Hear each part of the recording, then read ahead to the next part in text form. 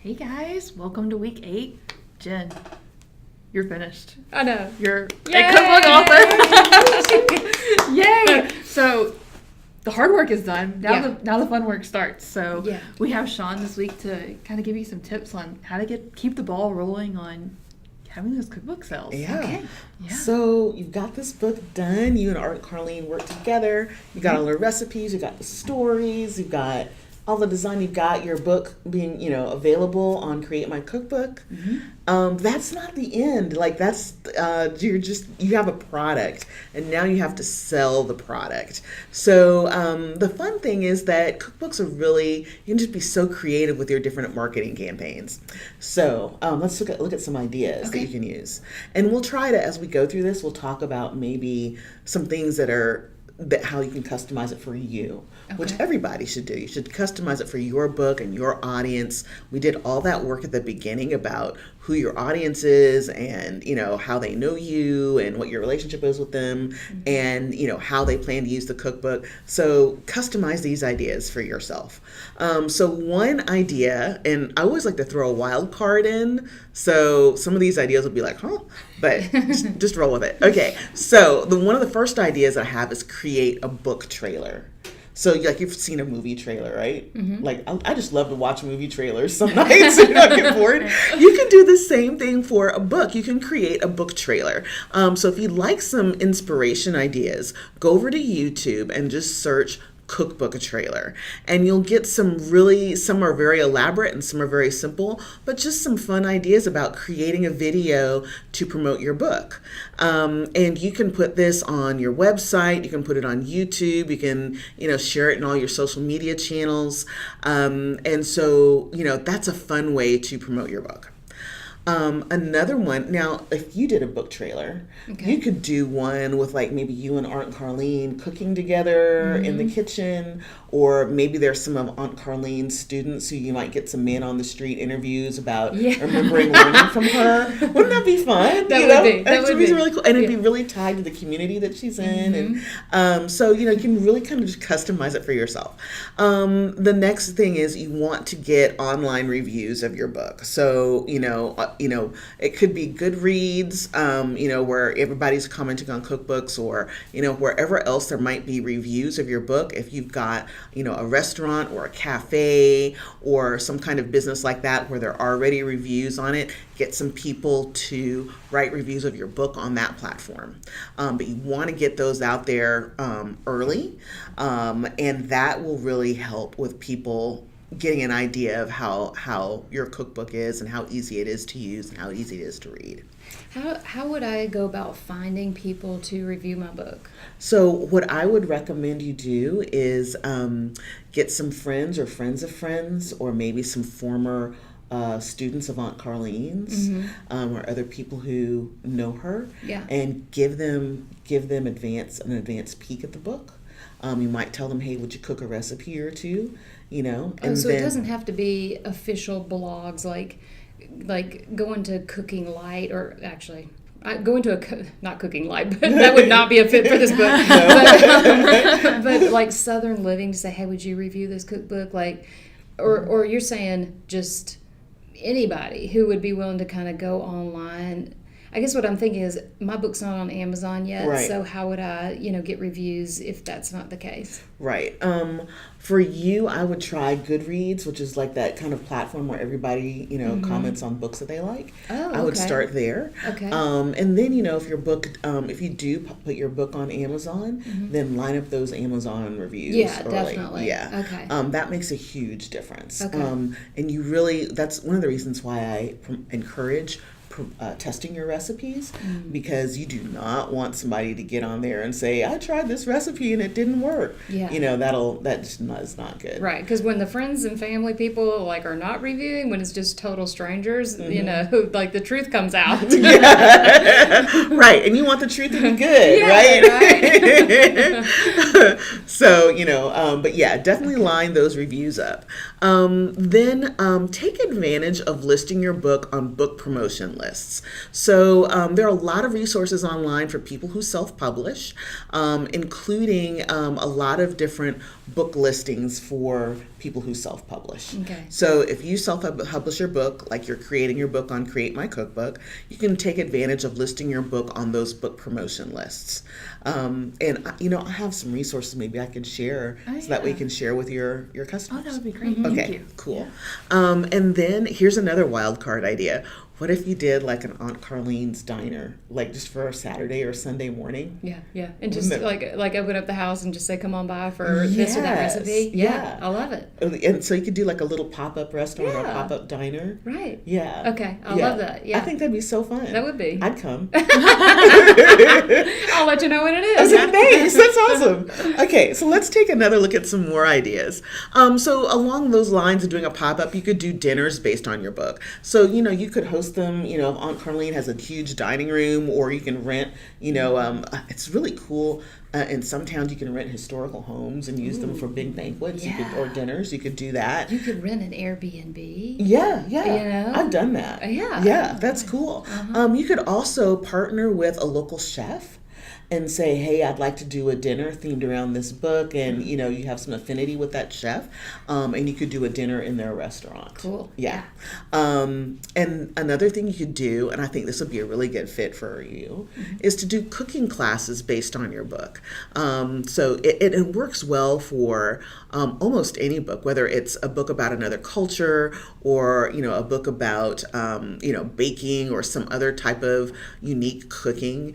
I think it's a great fit for your book because Aunt Carlene used to teach home ec, and that'd be a really cool way for people who did grow up in her classes to relive that moment. And then I think it'd be a great way to introduce another generation to Aunt Carlene and the way she taught cooking. Yeah, there we go. Yeah.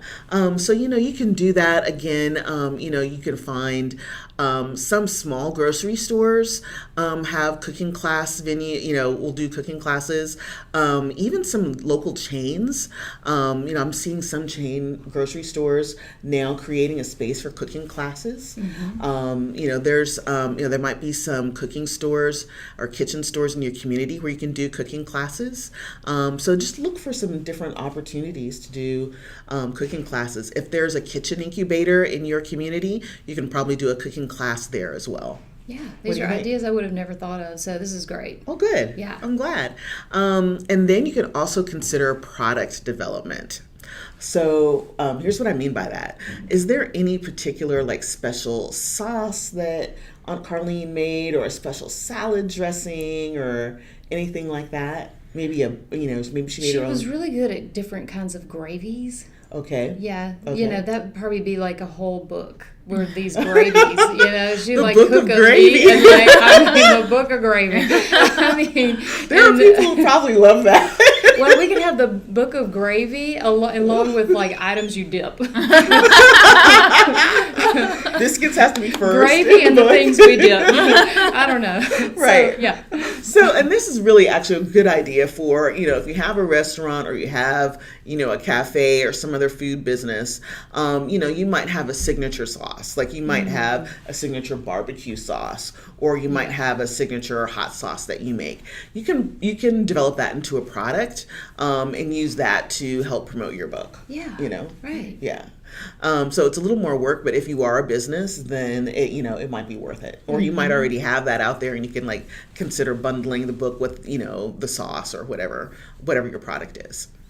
So there are also some sites where you can let them know that your book is out, and they can do reviews. Or there's a really interesting website I love called Eat Your Books. Okay. And what Eat Your Books does, are you ever at work and you kind of feel like, gee, I'd love to cook that lasagna out of my favorite cookbook, but the cookbook's at home and I can't remember all the ingredients and blah, you know what I mean? Yeah. Okay, wouldn't it be great if you could just get the ingredients on your way home? Mm-hmm. So Eat Your Books is a website where it lists the ingredients of all the recipes in your favorite books. Okay. And so that way you could be at work and go, gee, I'd like to make that lasagna, but I forgot the ingredients. You go on your account on Eat Your Books, and you can tell it what books you have, and it'll tell you what the ingredients are. Wow. And then that way you have your shopping list. You can go to the grocery store on the way home and go make your lasagna. Yeah. Right? So you can actually tell them as an author that you've got this book out, and they will index your book.